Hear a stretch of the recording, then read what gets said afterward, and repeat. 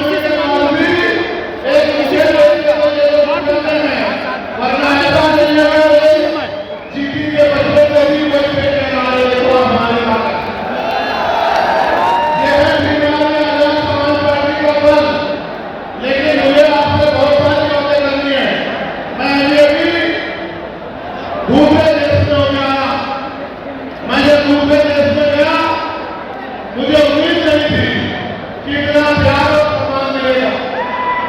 आगे देखो, मैं आसिया गया तो लगभग 10 देश के लोग आए करने के लिए। जब मैं इटली गया तो कम से कम 40 देशों के लोग मिलने के लिए आए। हर आदमी ये कहता था कि भैया मैं अपने राष्ट्र की तरफ से, अपने देश की तरफ से, वहां रहने वाले लोगों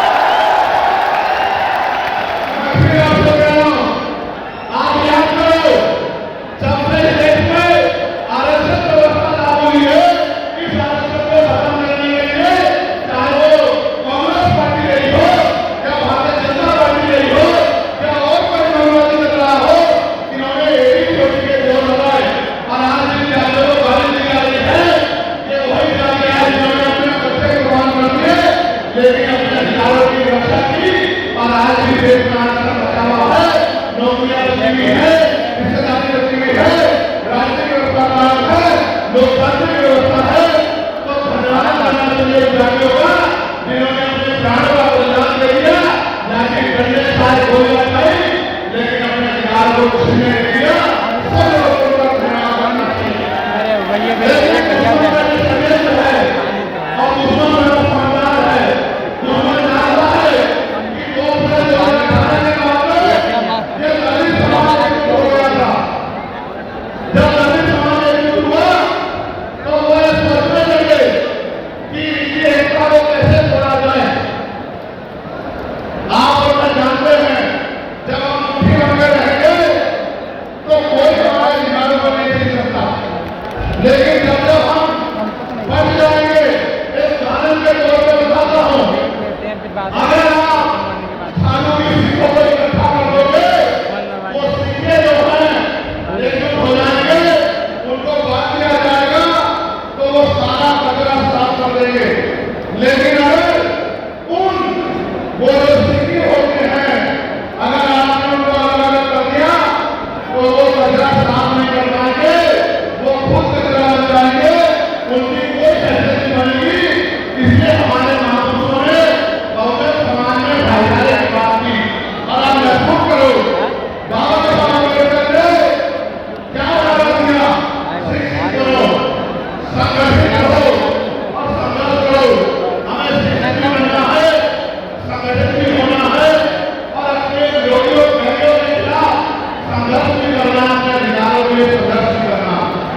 मैं जब देश के बाहर गया तो मैंने देखा कि वो लोग तरक्की कर रहे हैं, उनकी जिंदगी खुशहाल है, उनकी जिंदगी अच्छी बन रही है।